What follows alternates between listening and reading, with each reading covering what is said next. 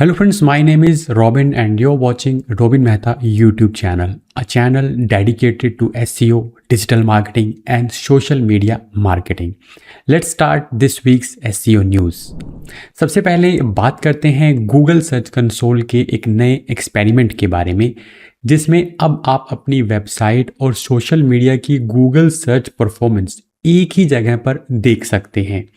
पहले क्या होता था, पहले जो वेबसाइट का डेटा अलग दिखाई देता था, इंस्टाग्राम, यूट्यूब या फिर फेसबुक जैसे सोशल मीडिया प्रोफाइल्स का जो सर्च का डेटा था वो अलग दिखाई देता था। मतलब आपको वहाँ पे जाके देखना पड़ता था कि गूगल सर्च से या फिर जैसे कहाँ से कितना ट्रैफिक आ रहा है, मतलब कोई डेटा एक जगह पे आ ही नहीं रहा था। लेकिन अभी क्या हुआ है, गूगल पर आप जो है कंसोल के अंदर आप आपके सोशल मीडिया को जो है उसका जो डेटा है वो सर्च से कितना ट्रैफिक आ रहा है वो देख सकते हैं। इनसाइट के अंदर आपको ये फीचर मिलेगा और इनसाइट रिपोर्ट में ये जो गूगल जो है एक नए कंबाइंड डैशबोर्ड को टेस्ट कर रहा है। अभी ये टेस्टिंग फेज़ के अंदर है। इसमें पहले नंबर पर जो आपको मिलेगा वो मिलेगा टोटल रीच, यानी कि क्लिक्स और इम्प्रेशन कितने आए हैं, यानी कि वही डेटा जो पेजेस के लिए मिलता है, बेसिकली वही है। मैं आपको बता दे रहा हूँ उसमें क्या क्या इंक्लूड रहता है। दूसरा रहता है कंटेंट की परफॉर्मेंस, जैसे कि कौन से सोशल मीडिया पोस्ट या पेजेस गूगल से ट्रैफिक ला रहे हैं और कौन से अप ट्रेंड में है, कौन से टॉप 10 में है, कौन से डाउन ट्रेंड में है, वैसे ही जैसे आप पेजेस या क्वेरीज के बारे में देखते हैं। तीसरा जो है क्वेरीज, एक्चुअल में क्या क्वेरीज जो हैं वो ट्रैफिक लेके आ रही, मतलब कौन से कीवर्ड्स हैं, तो वो अब आपको पता चलेगा। यानी कि लोग किससे आपके जो इंस्टाग्राम, यूट्यूब और उस पर सोशल मीडिया पे जा रहे हैं। इससे ये समझना इजी होगा कि यूज़र आपको एक्चुअली किस नाम, किस टॉपिक या फिर किस कंटेंट के इंटेंट से ढूंढ रहे हैं। चौथा है इसमें ऑडियंस की लोकेशन भी आपको पता चलेगी, कौन से कंट्रीज से आपको सोशल मीडिया पर ज़्यादा सर्च या सबसे ज़्यादा क्लिक्स आ रहे हैं। तो फिलहाल आप खुद से सोशल चैनल ऐड नहीं कर सकते। गूगल जो प्रोफाइल ऑटोमेटिकली आइडेंटिफाई करेगा वही आपको इनसाइड में ऐड करने का प्रॉम्प्ट जो है वो दिखेगा। मतलब फ़िलहाल अगर आपको सर्च कंसोल इनसाइट में कोई पॉपअप या फिर प्रॉम्प्ट नहीं दिख रहा है तो आप इसे अभी टेस्ट ही नहीं कर सकते। ठीक है, तो एक ब्लॉगर, एक बिजनेस ओनर या फिर अगर आप एक एसईओ हैं तो अब आपको ये क्लियरली पता चलेगा कि आपके सोशल पोस्ट का गूगल सर्च में विजिबिलिटी कितना है, उसका इम्पैक्ट कितना आ रहा है, कौन से पोस्ट गूगल से यूज़र को अट्रैक्ट कर रहे हैं, कौन से नहीं कर रहे हैं। और वेबसाइट प्लस सोशल का जो कंबाइंड परफॉर्मेंस है वो देखकर आप ओवरऑल कंटेंट का जो स्ट्रेटजी है उसको प्लान कर सकते हैं। ये एक नेक्स्ट स्टेप कह सकते हैं। पहले स्टेप में गूगल ने जो शुरू किया था आपकी सोशल मीडिया पोस्ट को इंडेक्स करना, ठीक है। हालांकि यूट्यूब तो पहले से गूगल इंडेक्स के अंदर आ ही रहा था, यूट्यूब के वीडियोस आ जाते थे, कभी कभी डेली मोशन या दूसरे जो प्लेटफॉर्म है उनके वीडियो भी आ जाते थे। लेकिन कुछ टाइम पहले गूगल ने इंस्टाग्राम पोस्ट को भी इंडेक्स करना शुरू किया था और डिस्कवर में भी सोशल मीडिया चैनल्स को शो करना शुरू किया था। अभी तो इसके अंदर फॉलो जैसा फीचर भी आ चुका है, उसके बारे में भी हम बात करेंगे। तो इन सब चीज़ों के बारे में हम पिछले एसईओ न्यूज़ के एपिसोड में बात कर चुके हैं। तो अगर आप एसईओ न्यूज़ अपडेट से अपडेटेड रहना चाहते हैं तो चैनल को सब्सक्राइब जरूर कर लें।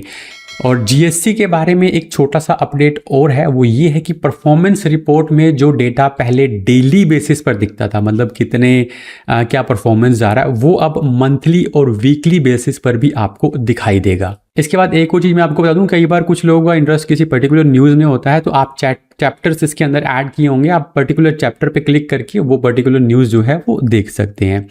और अब बात करते हैं ब्लॉगर्स और पब्लिशर्स को।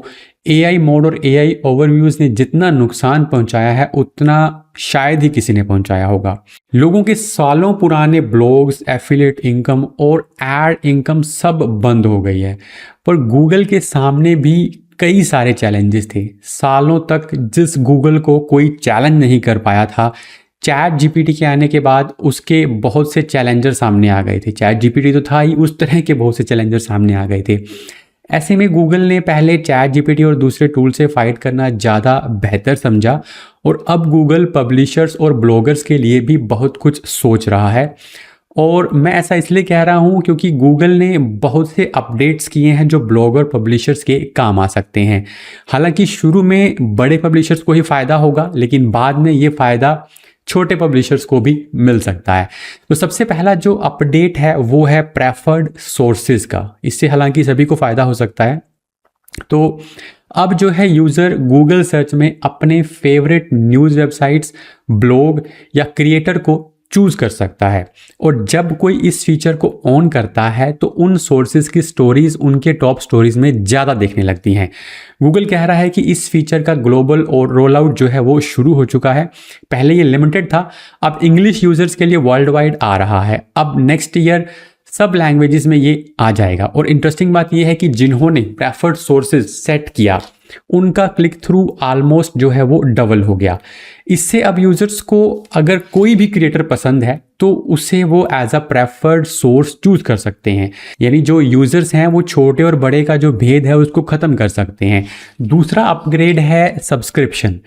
आपने देखा होगा कि कुछ बड़ी न्यूज़ साइट्स पर सब्सक्रिप्शन का ऑप्शन आता है, जैसे कि द हिंदू ले लीजिए।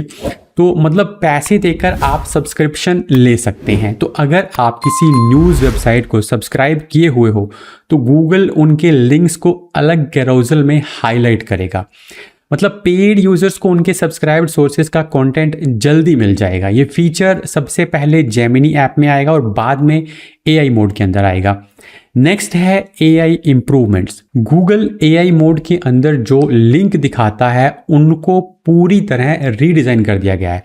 अब लिंक्स ज़्यादा क्लैरिटी, ज़्यादा विजिबिलिटी और ज़्यादा क्लिक वर्दी फॉर्म में दिख रहे हैं। और सबसे यूजफुल चीज़ कंटेक्चुअल इंट्रोडक्शन, यानी एआई लिंक ऐड करेगा और छोटा सा लाइन भी ऐड करेगा कि ये लिंक क्यों काम आ सकते हैं। अगर एसईओ के पॉइंट ऑफ व्यू से देखें तो ये इंपॉर्टेंट इसलिए है क्योंकि अब एआई मोड भी क्लिक ऑन लिंक बिहेवियर को पुश कर रहा है। मतलब कि इस तरह से बना रहा है कि लोग लिंक पे क्लिक करें।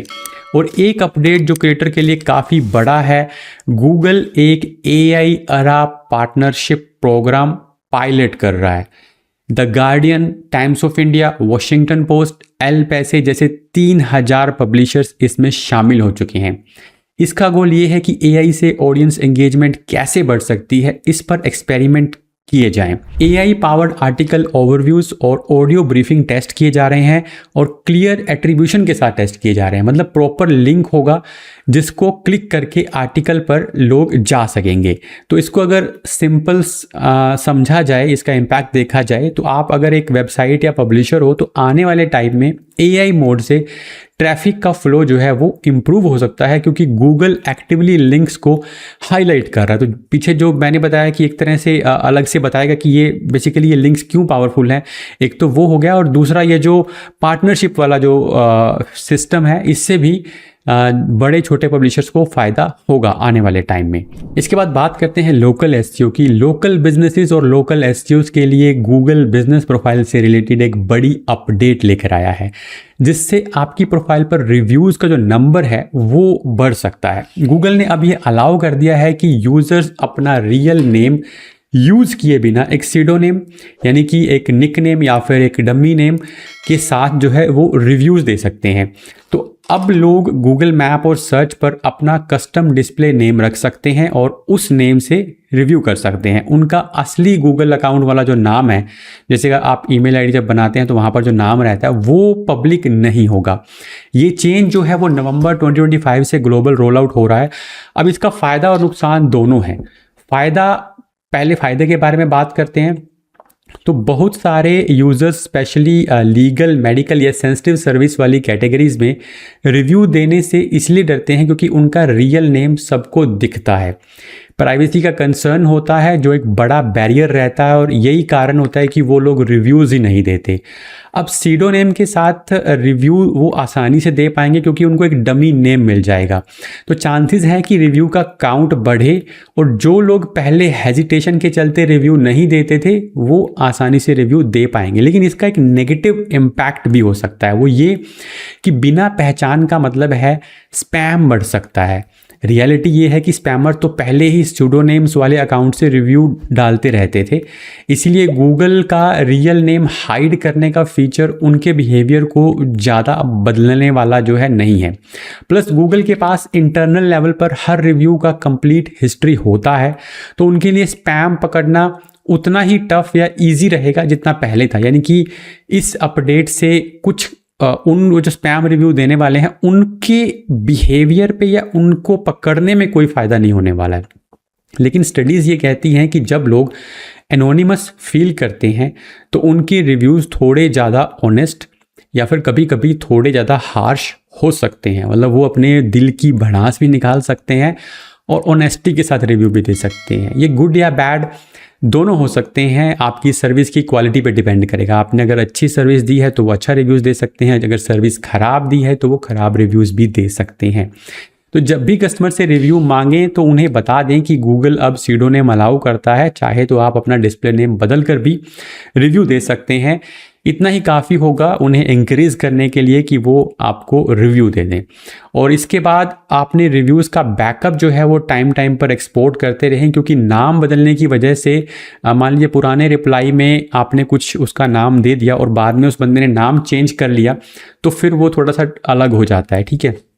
पर फिलहाल बिजनेसेस के लिए क्लीन एडवांटेज ये है कि ज़्यादा रिव्यूज़ मिलेंगे, ज़्यादा जेन्युइन कस्टमर का जो रिव्यू है वो मिलेगा और ज़्यादा ट्रस्ट बिल्ड होगा। तो ये थी इस वीक की एसईओ न्यूज़। आई होप आपको एपिसोड इंटरेस्टिंग लगा होगा। आपका कोई सजेशन है तो आप बता सकते हैं, कोई क्वेश्चन है आप पूछ सकते हैं। मैं हर एक कमेंट का रिप्लाई करता हूँ, क्योंकि सब्सक्राइबर अभी इतने हैं नहीं, आप लोग सब्सक्राइब तो करते नहीं हैं, ठीक है। तो आई होप आपको एपिसोड अच्छा लगा होगा। मिलता हूँ आपसे नेक्स्ट वीडियो के अंदर।